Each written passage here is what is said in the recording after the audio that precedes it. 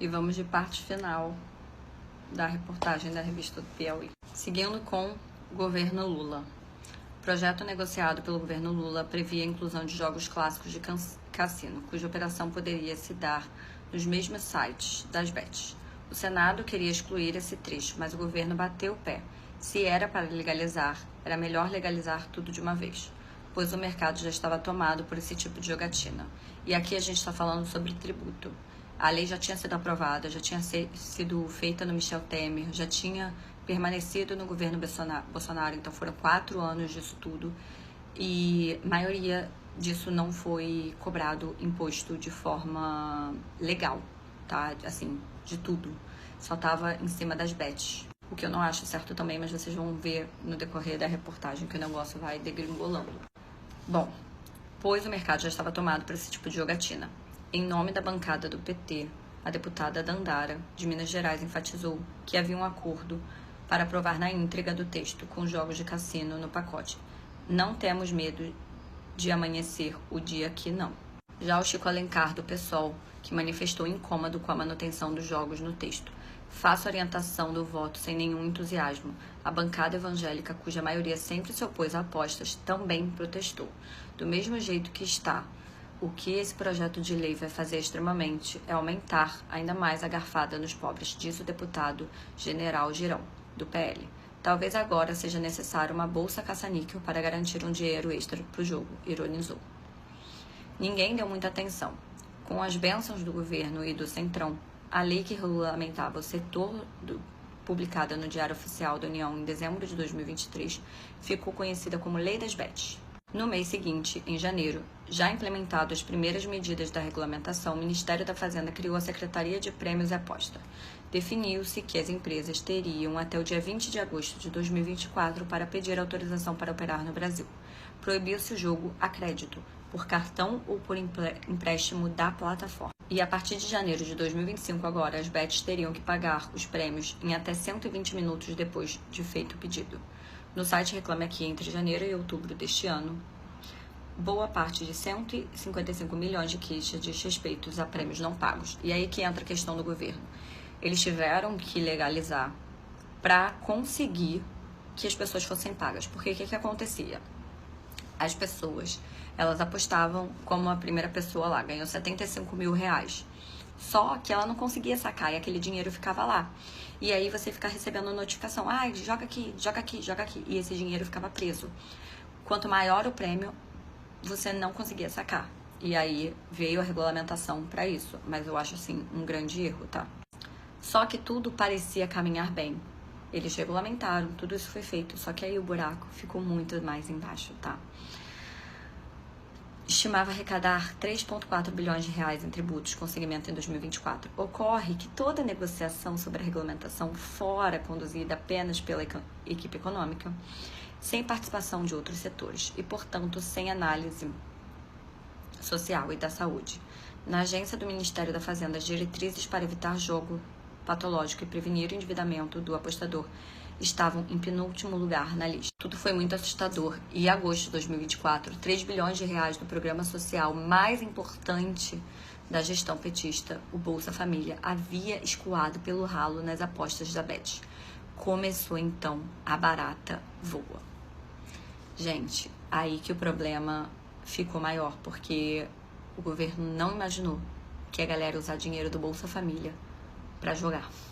A dirigente do PT, Gleisi Hoffmann, comparou a situação à abertura das portas do inferno. A ministra da Saúde, Anísia Trindade, anunciou que o vício em impostos era uma pandemia. Mas até meados de dezembro, gente, olha, fico arrepiada que eu escrevo. Meados de dezembro não tinha conseguido nem nomear um porta-voz dentro da sua pasta para falar sobre o assunto. O presidente Lula ameaçou acabar definitivamente com as bets se o resultado da jogatina desenfreada for o endividamento das famílias pobres.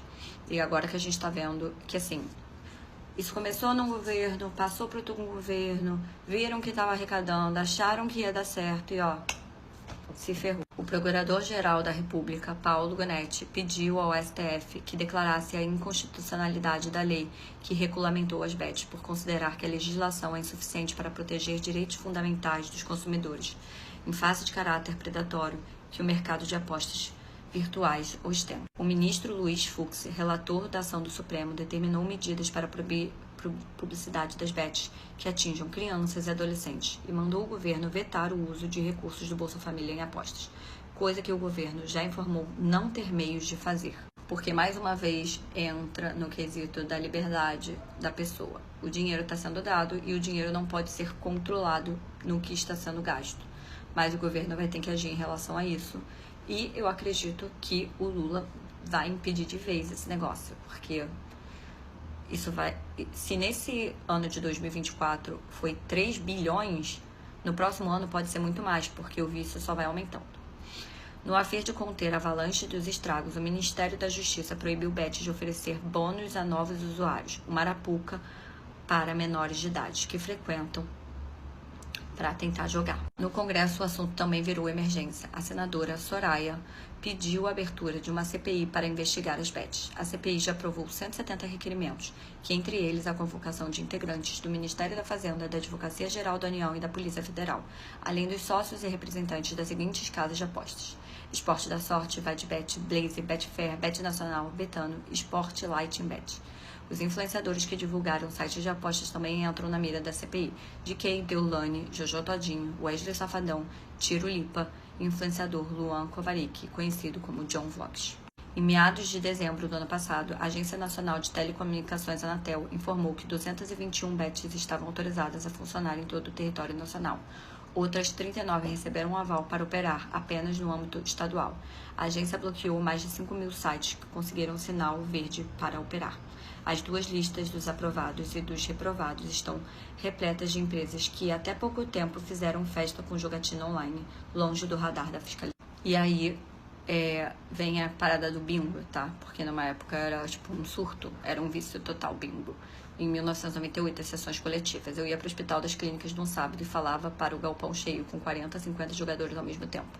Lá a gente tirava dúvidas, ao mesmo tempo observava pessoas que estavam particularmente frágeis e choravam muito, eventualmente dada prioridade no tratamento. O psiquiatra Rodrigo Machado, que também atua no Instituto Psiquiatra da USP, diz que era previsível que as bets causariam um grande problema no país. O psiquiatra explica que as redes sociais são um convite para a dependência, com mecanismo de curtidas, uso do algoritmo e ferramentas de rolagem que permite deslizar a tela facilmente e infinitamente. As principais vítimas são classe C e D.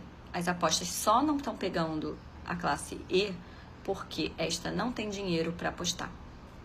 Em Porto Alegre, a psiquiatra Carla Bica, coordenadora da Comissão Psiquiatra de Adicções, lidera uma comunidade terapêutica privada para pacientes da classe alta, entre pacientes viciados em drogas, operações financeiras de alta volatilidade na bolsa e jogos de aposta. O tratamento vai de 2 semanas a meses. No Reino Unido, o epicentro da casa de apostas do mundo, Clean Up, ONG que defende restrições de jogos, denunciou o Sky Bet e Game por práticas abusivas de criar perfis detalhados de apostadores e acumular milhares de dados sobre o comportamento deles. Em forma de persuadir essa galera, tá? A Sky Bet é uma propriedade Flutter, o maior conglomerado de casas de apostas online do mundo. Já no Brasil, opera por meio da Betfair. E aí, gente, vocês podem dar uma pausa aí para ler, porque não vai dar tempo.